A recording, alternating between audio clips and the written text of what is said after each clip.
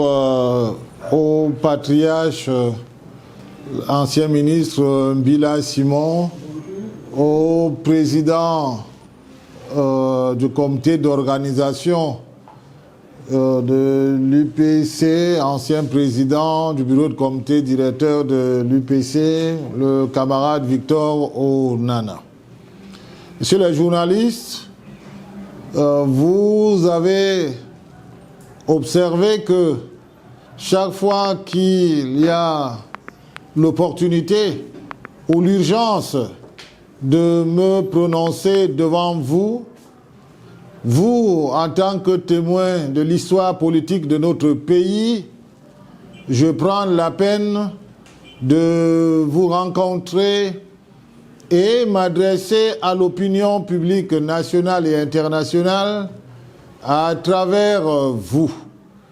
Et plus précisément, aujourd'hui, au moment où certains groupuscules ont décidé de tout faire pour participer à la déstabilisation totale de l'Union des populations du Cameroun, au regard de la gravité de la situation, mais ayant eu la bonne collaboration de toutes les tendances de l'Union des populations du Cameroun au niveau des hauts leaders, des hauts cadres, qui également de leur côté ont pris la mesure de la situation et ont trouvé nécessaire de travailler avec nous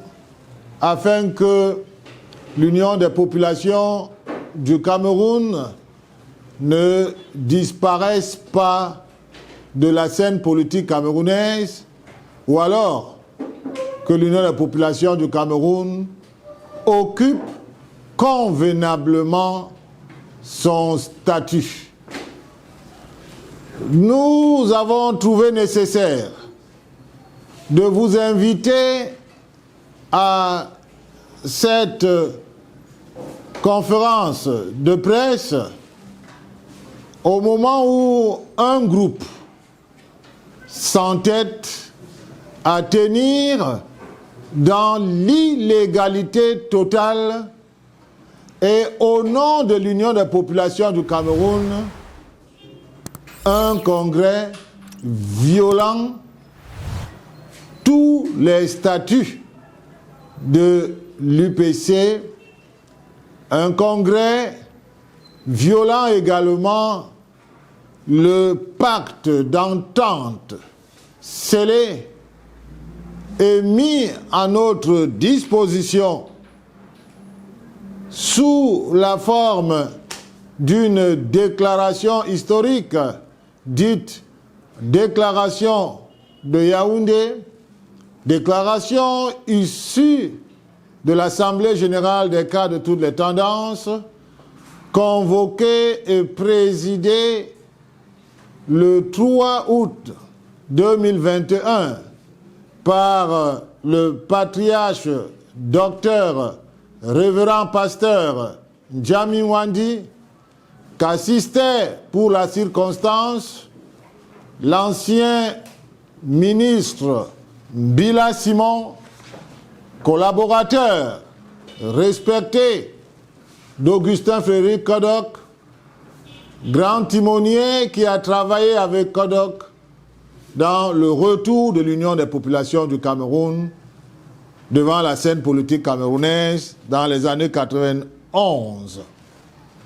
Vous voyez à mes côtés également un homme qui travaille nuit et jour pour que les ponts soient établis entre toutes les tendances de l'UPC, qui a la dextérité de rassembler les tendances de l'UPC en toute objectivité et qui croit fermement au dialogue et à une démarche, une dynamique qui puisse ramener la sérénité et l'unité dans l'UPC.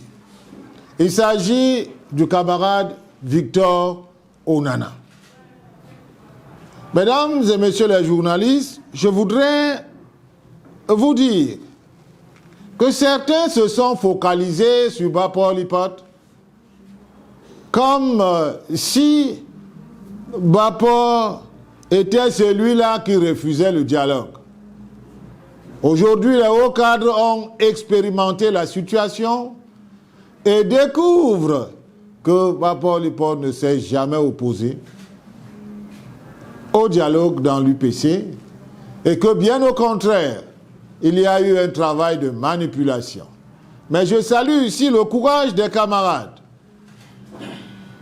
qui, lors de leur réunion, conférence des cadres, tenue à Yaoundé le 13 août 2021, présidée par le camarade Victor Onana, ces derniers ont pris l'ampleur de la situation, le danger, ont été conscients du danger qui guettait l'Union des populations du Cameroun et ont amorcé une démarche qui a consisté à intégrer véritablement le message venant de la plus haute autorité morale de notre parti, qu'est le docteur Djamil Wandi, appelant à l'unité de toutes les tendances, à l'harmonisation et à la réorganisation consensuelle de nos structures de base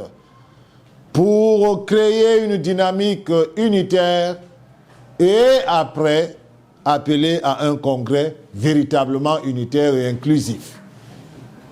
C'est fort de ce constat que ces camarades ont eu à tenir leur comité directeur le 4 septembre 2021 à Edea.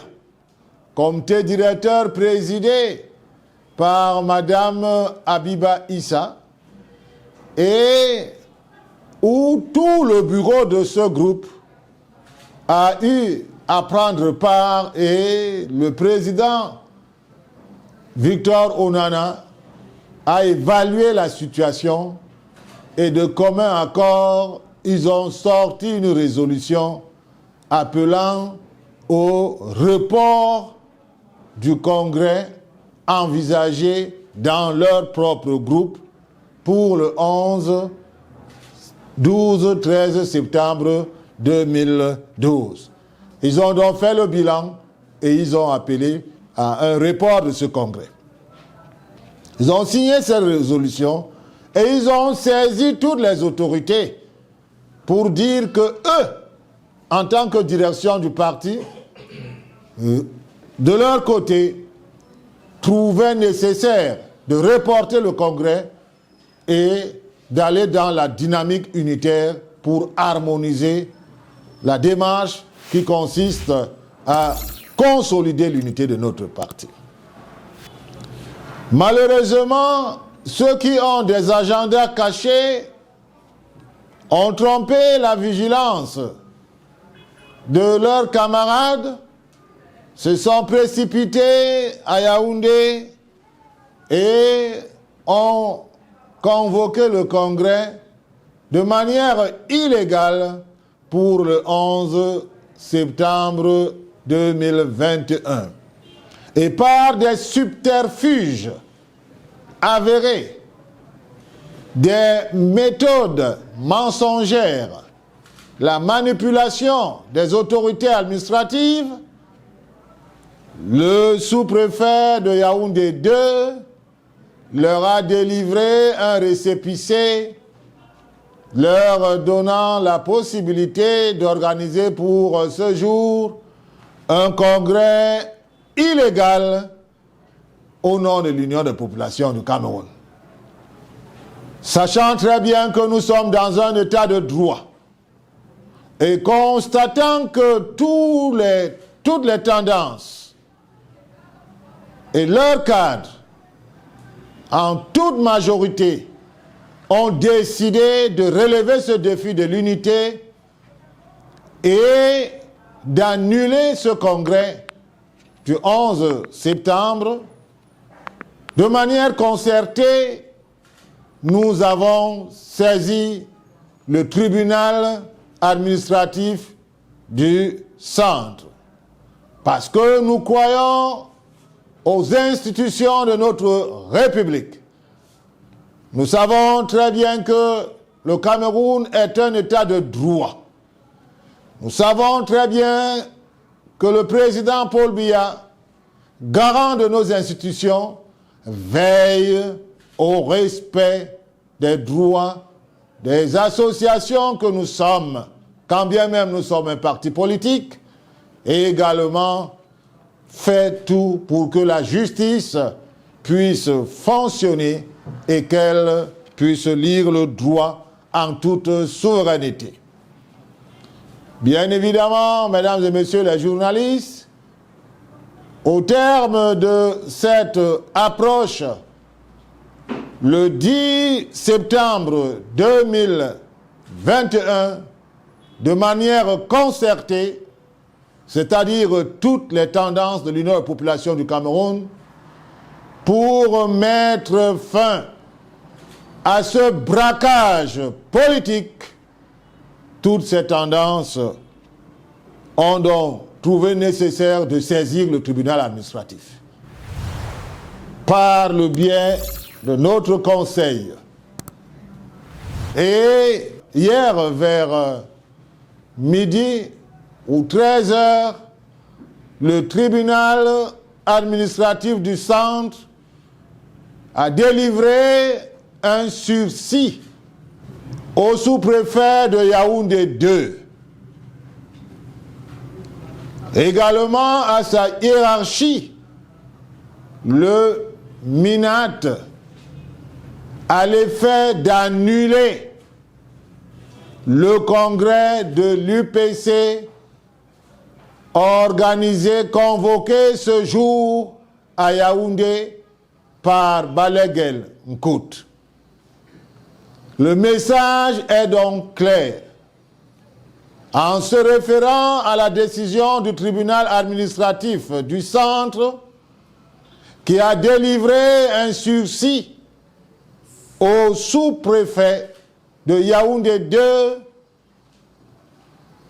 celui-là qui a délivré un récépissé à Balaguel Nkout, cette décision du tribunal administratif du centre annule donc la tenue du congrès de l'UPC pour le 11, 12, 13 septembre 2021. Nous sommes dans un état de droit et tous ces documents ont été déchargés devant notre conseil au MINAT et personnellement devant le sous-préfet de Yaoundé 2 lui-même. Il n'y a donc pas lieu de dire qu'il y aurait eu des interférences.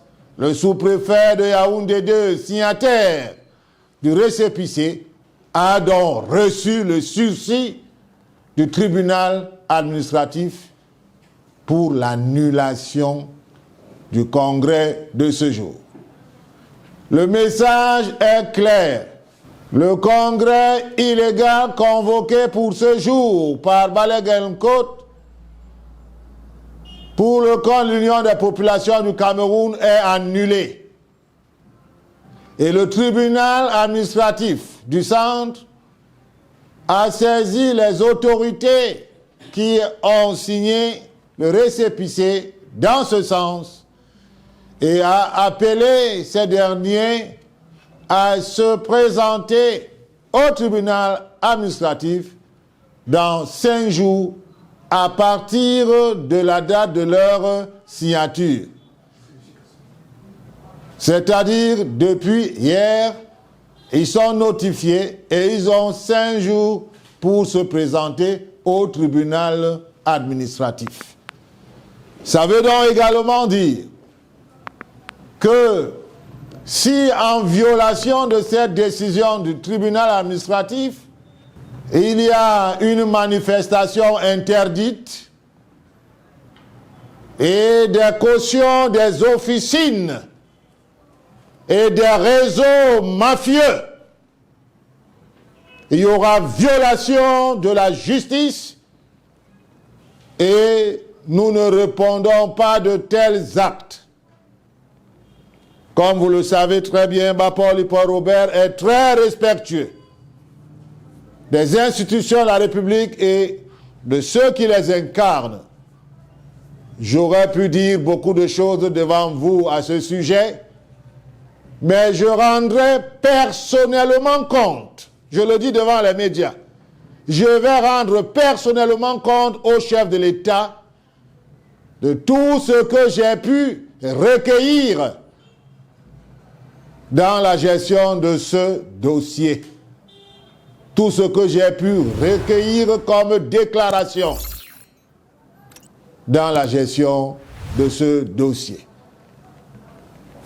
Je me permets également de préciser que c'est au nom de la confiance et des convictions profondes de l'Union des populations du Cameroun en rapport avec la sauvegarde de la souveraineté du peuple camerounais, de son unité et de son indivisibilité que Augustin Frédéric Kodor, notre très regretté secrétaire général, a signé une alliance républicaine avec le président Paul Biya, rapprochant deux partis politiques autonomes, l'Union des populations du Cameroun et le RDPC.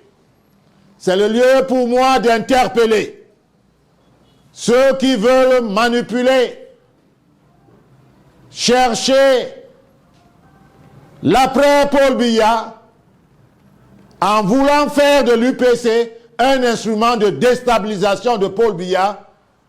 Nous leur disons que l'UPC n'est pas cette porte. L'UPC n'a pas à signer une alliance avec des satellites qui, eux, sont déjà dans la posture de l'après-Paul Biya. Nous croyons au combat que nous menons avec le président Paul Biya et l'UPC ne sera jamais le refuge de ceux qui sont à sa table et veulent le poignarder dans le dos et manipulent certains instruments de l'État. Nous assumons nos propos. Nous avons recueilli beaucoup d'informations.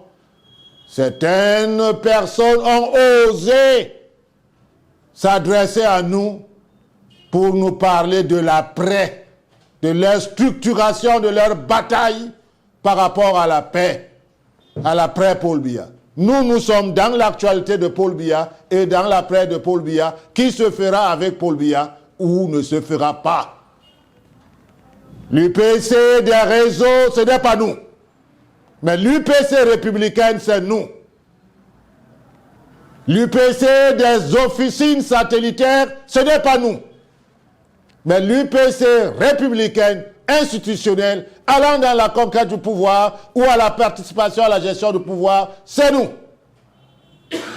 Que ceux qui veulent combattre Paul Biya se mettent devant lui et le combattent. Mais qu'ils ne viennent pas infantiliser l'UPC et croire que nous allons servir de caution à leur ambition. Nous sommes dans l'actualité de Paul Biya et dans l'actualité de Paul Biya de demain.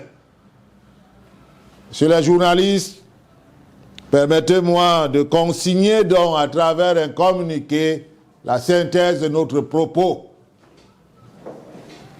Dans une volonté avérée de déstabiliser l'UPC et de semer la confusion dans les rangs militants et sympathisants de notre parti, l'UPC, et ce, malgré la déclaration de Yaoundé issue de l'Assemblée générale des cadres tenus le 3 août 2021 à Yaoundé, sous la présidence du docteur révérend Djamil Wandi Simon, qu'assistait l'ancien ministre Bila Simon, outrepassant la décision du comité directeur.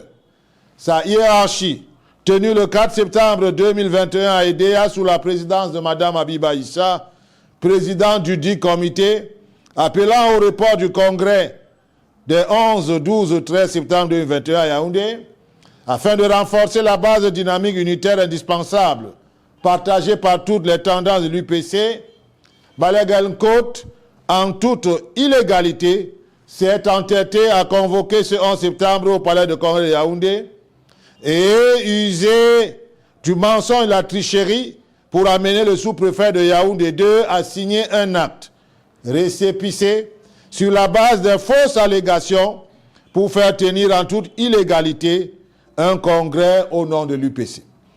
Ayant constaté que de tels actes ternissent gravement l'image du parti historique et ne cadrent nullement avec les idéaux des pères fondateurs de notre parti, par devoir de rectitude morale, après concertation avec tous les hauts cadres de toutes les tendances de l'UPC, je tiens à porter à la connaissance de l'opinion publique nationale et internationale qu'en date du 10 septembre 2021, nous avons officiellement saisi le tribunal administratif du centre afin de procéder à l'annulation du récépissé délivré par le sous-préfet de Yaoundé 2 à Balagal Côte pour organiser illégalement un congrès au nom de l'UPC les 11, 12, 13 septembre 2021 à Yaoundé.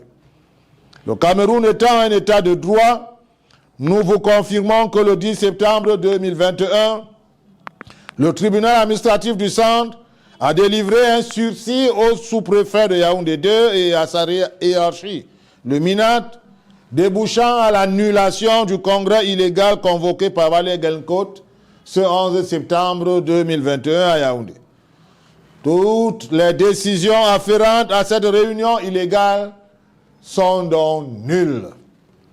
Nous saluons cette décision de notre justice qui va certainement permettre à la vérité de servir de base fondamentale à la reconstruction de l'unité de l'Union des populations du Cameroun, consolidant pour ainsi dire la convivialité retrouvée entre toutes ces directions actuelles.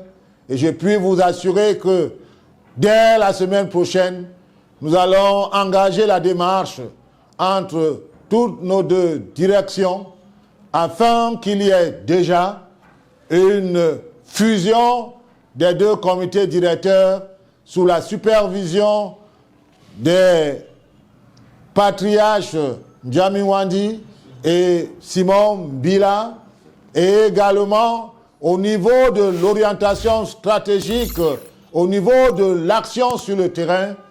Cette organisation sera également pilotée par Onana Victor, où nous allons faire monter également tous nos représentants à une commission nationale de réorganisation des structures de base de notre parti. Et c'est ce travail qui, à la fin, va donc déterminer le jour où l'UPC va organiser son congrès unitaire inclusif. Ça ne sera donc pas une décision de Bapor Lipot, ça ne sera pas une décision d'une tendance, mais ça sera une décision d'une dynamique consensuelle. Et ayant dit cela, je voudrais également signaler qu'il n'y a jamais eu un procès, une saisine du tribunal administratif par Bapor Lipot Robert, où il était question qu'on juge et qu'on vide le contentieux au point où une certaine malveillance revêtant un verbe d'une autorité administrative locale puisse dire que on a tranché que Bapor a perdu un procès. Je n'ai jamais eu un procès. Je n'ai jamais été en procès. Il faut le dire. Et quand on représente l'État, il faut avoir une bonne culture et une bonne lecture des décisions administratives. Je vous remercie.